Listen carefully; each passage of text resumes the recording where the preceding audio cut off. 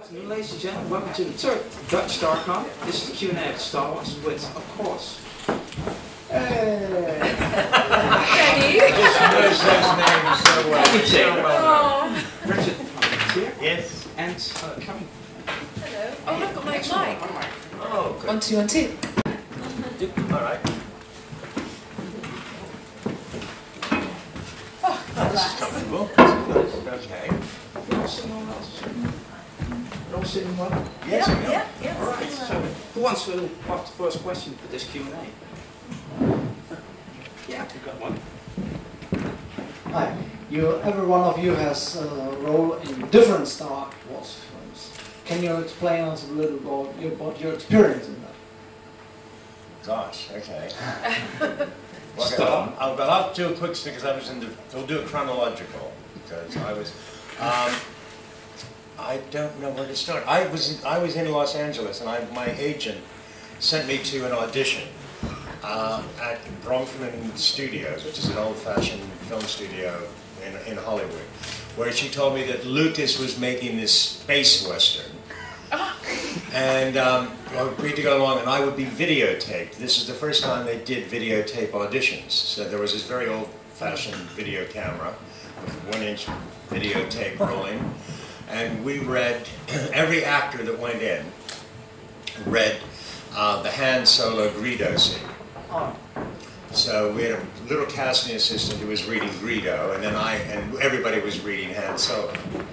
And the odd thing was, is I did all this stuff. I was like really cool with it, laid back, you know. And then lo and behold, I think Harrison saw my audition tape. And then he just did what I did in my audition, but I didn't get the part. Really not happy with that. But I did that and then forgot about it. I literally forgot about it. But at the same audition, I was cast in Carrie as the high school principal in Carrie because Brian De Palma was sitting in on the auditions. He had me down for an interview, cast me in Carrie, and then Carrie wasn't made for another year and a half. And by that time, I got really disillusioned with Los Angeles, and I was in love with an actress, and I came back to London. And 2 weeks after being back in London, I was offered Star Wars. And they offered me a part, and I read the script, and I turned down the part because it was only 2 lines. And a month later, they offered me Admiral Mahdi, and I looked at it, and it was 6 pages of dialogue, and it was like, and there was something, you know, it was a good part. I had no idea I knew Darth Vader was the bad guy, but had no idea what he looked like.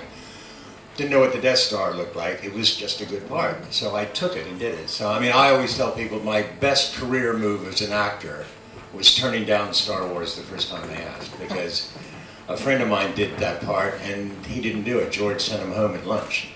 So they cut the scene. So that's my best story on Star Wars. Thanks. Okay. Well, do you want me to tell you about how I got into Star Wars? Okay, well I can go back to 1983. Well, similar thing, my agent called up and said that there was an audition for this film, and I had to go and see the director. And I had to wear a bikini, and that was it. And I questioned it, because I thought this is very strange. You have to go and see this director in the film and wear a bikini. So talking to film studios, and he said to me, look, you know, we're doing this film, but we're not allowed to say what it is. And I said to him, well, I don't mind what it is, as long as it's not a blue movie, I don't mind, because that's not what I'm trained to do as a dancer. He said, no, but do you dance? I said, yes, I do. And he said, do you have your bikini on? And I said, yes, I do. And so he said, would you just walk up and down so I can just see how you move? And I went, oh, okay, yeah, I'll just walk up and down. And he said, that's fine. He said, well, what we want to do is call back a few of you to dance. And so I said, okay, but fair enough, when I hear from you, that would be great. So they called me back, and we did this grueling dance audition. And we kept on saying, what is the film about? And they said, well, we'll tell you after we finish the audition. And I was getting changed, and someone dancer said, what is this film about? And I only heard a, and I said, what is it? And they said, it's a new Star Wars movie, or it's this Return of the Jedi. I went, oh, right, okay. And at the time I was doing the show called Cats.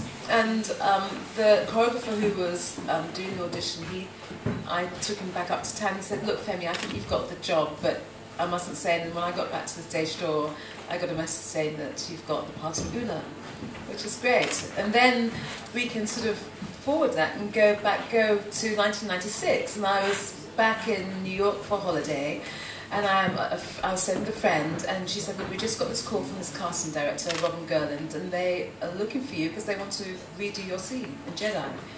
And so I called them up, and they said, "Would you like to come back and reshoot your scene?" And I said, "I'll check my diary." And 2 weeks later, I flew to San Francisco and did the special edition. So that's how I got into it. Thank you.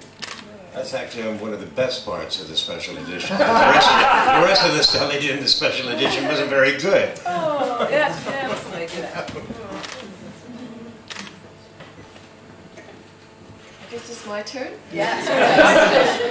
Well, this is 1998. I just started modeling, and it was a casting that I had to go to, but they didn't tell me what the film was about, what film it was, because they're very secretive.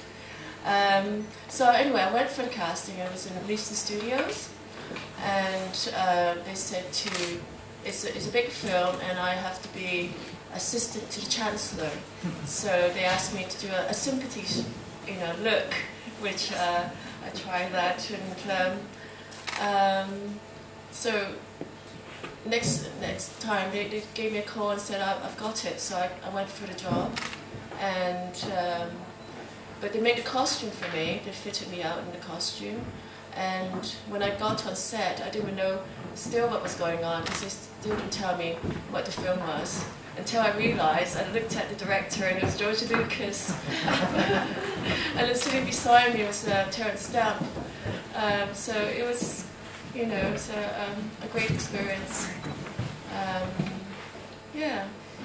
Yeah, they didn't even necessarily see the script or anything. They were so secretive about the whole thing until you actually got. I don't know about you, Richard, but the few lines that I had, I didn't know at all until I actually got on set. And they said, "Oh, have you? These are the lines that you have to say," and I had to learn like that. But they were very hush-hush about it, so it's interesting to hear about Kamay's similar experience. Well, I was on the first one, so they just sent me. They sent me 2 scripts, and they have both been stolen as well. I would love to have one of those scripts. But now, of course, it's sent by a friend of mine did Indiana Jones, did the first Indiana Jones, and they sent it with a secure courier, and you have to sign a disclaimer agreement before you even open the envelope. So now it's, the security is so tight, then they just tossing these scripts out. I mean, Gary Kurtz told me a story that he went into the script typing service at Elstree one day to pick up some rewrites, and he looked, and in the trash can was George's original handwritten script that they had just transcribed. And then somebody threw it in the bin. He went, "Whoa!" And he got it out. Otherwise, that would have been lost. So, but of course, then one film later, it's all different.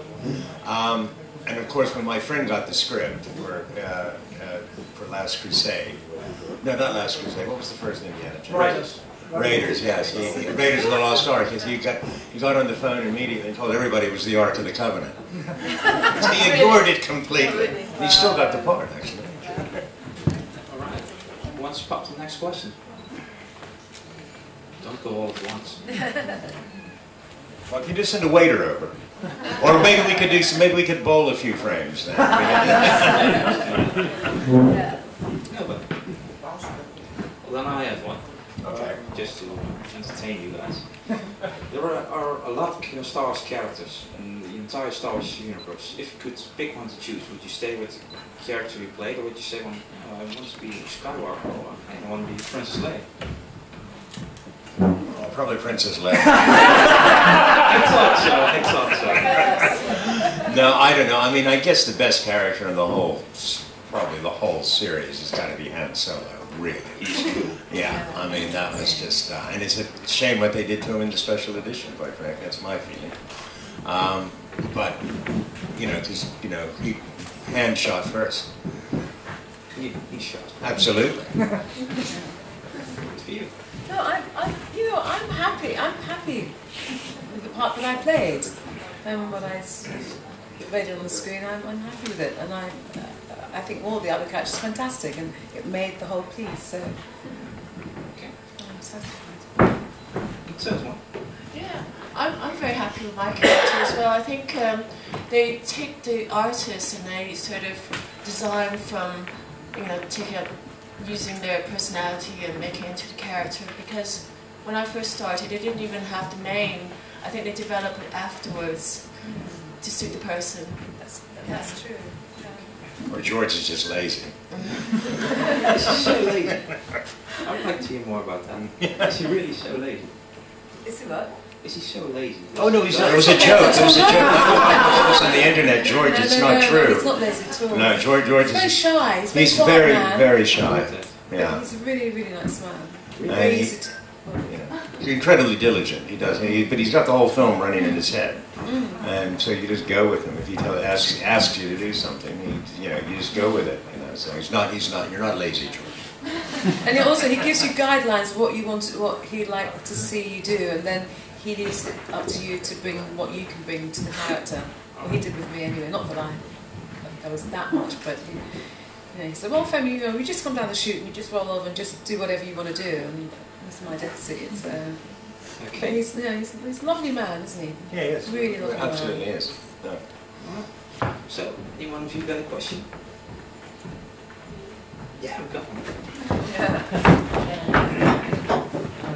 What would you say was your favorite Star Wars movie out of all 6? Oh, Empire.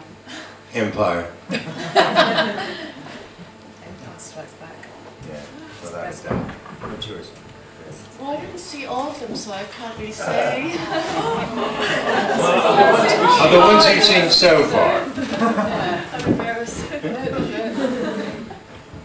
Why? Yeah. Yeah, why?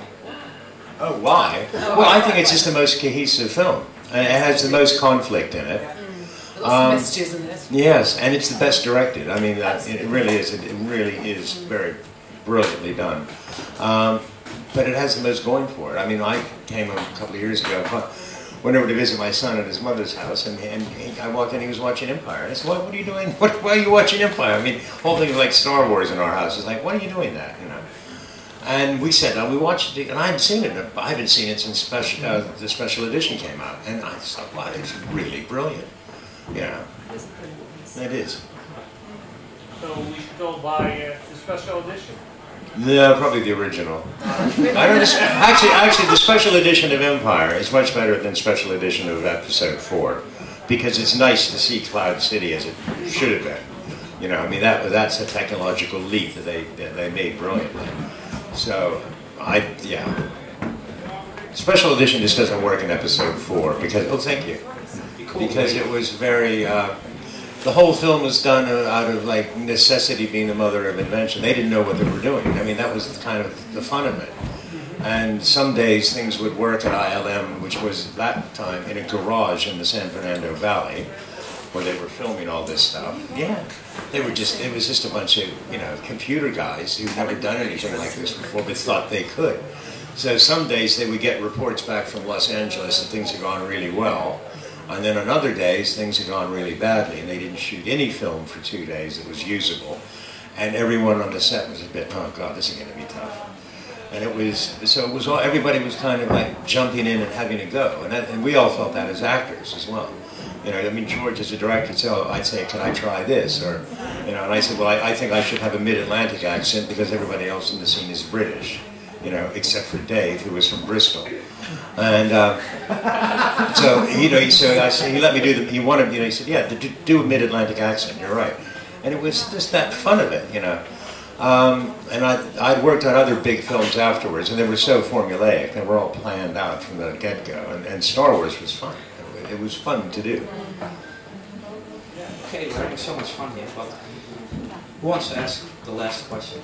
The last question? The last question almost got rolling. Yeah, this is warm out. So you want to come back again? So who wants to have the honor to ask the last question? Are you guys working on any interesting movies now? Or are you doing something completely different? Well, that's interesting. I'm glad you asked that, because I decided after, I won't reveal how many years I've been in the business, quite a few, you probably can work it out. I had a family, and they've sort of grown up now enough to do something else. And for me, the business has changed a lot. Back in England, there's not the films that there used to be, all the televisions, TV reality shows and soapies, and I just thought I didn't want to go back into it. So I'm going to retrain. I'm going to go into interior design, not decoration design. So I go to design. What, for film? No, what, you know what? It could be film. I could be a presenter on television. It could take me anywhere. But I felt I've had enough of the. I mean, sure, I've still got my agent, and he called up the other day and said, "Would you, there's a possibility of something," but I'm putting my focuses into something else as well. Well, I'm for the same reason, because the film industry and the television industry is so it's dire in the UK. I got involved in helping to set up a small boutique hotel about 3 years ago, and that has just opened last April, and that was very much like being involved with the film project. I mean, it was like producing. It was great fun to do. Now it's hitting its stride. I'm now thinking of going. I'll stay with it, and hopefully we might open another one, which would be great. And then I would go up and help set that up. But I'm actually working on a film project with another actor at the moment. We're trying to get set up. Unfortunately, but a very good friend of mine was an accountant, is now a film financier. So that's it. So yes, that really does help.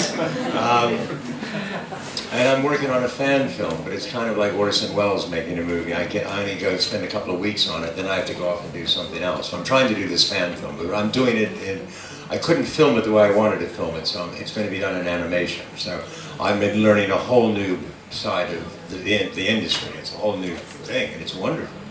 And I've just recorded half of the performances now.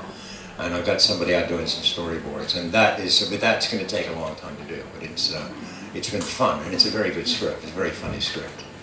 I wrote it. Is it a Star Wars fan film? It's a Star Wars fan film, yes. It's what happens to my character after I escape the Death Star before it's exploded.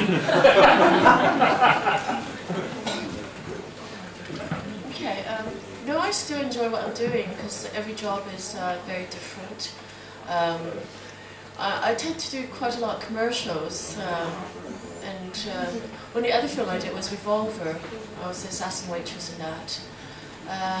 So I still like to keep doing this, but also at the same time I have to probably do up my flat as well and decorate that, and because I used to do the property market, and I probably go back and doing something like that as well.